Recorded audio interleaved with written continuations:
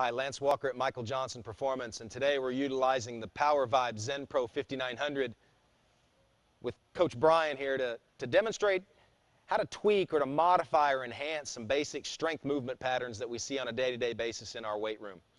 The pattern that we see a lot, that we like to train a lot, is a flexion pattern. Some people call it a deadlift. We'll call it an RDL for our discussion here today. And what Brian's going to do is demonstrate the proper RDL technique from an MJP standpoint.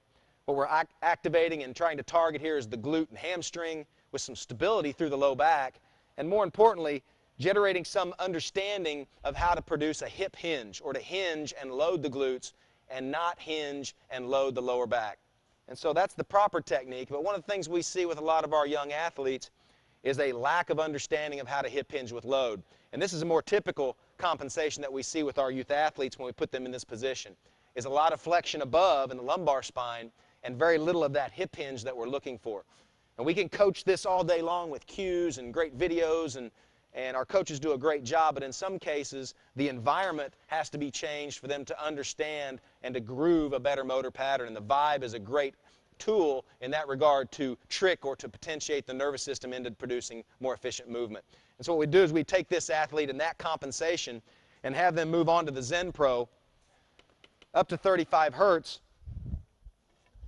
and then we would superimpose on top of that one of our favorite exercises from a therapy standpoint, which is a basic stick 3-point hip hinge. What Brian's doing here is we're holding a typical broomstick up against the back of the head, in between the shoulder blades, and against the sacrum.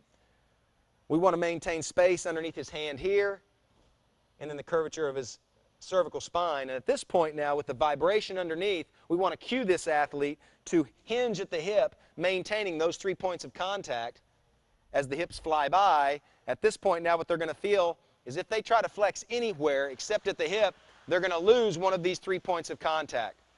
So that's a good rep right there. A pretty typical poor rep would be a loss of contact on the sacrum, at which point we know we're flexing too much through the upper body, or a compensation we see a lot in some of our gymnasts, maybe a head compensation pulling away, or a hyperextension of the lumbar spine where they lose contact in between their shoulder blades. So now hyperextension on the way down, and you can see a loss of contact here.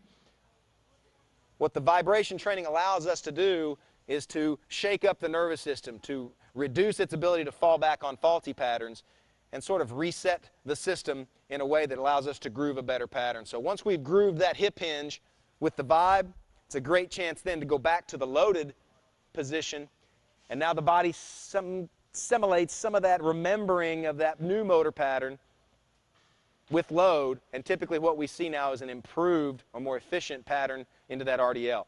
So again, utilizing the PowerVibe as an adjunctive tool to improve what it is that you're doing in the weight room, specifically the RDL.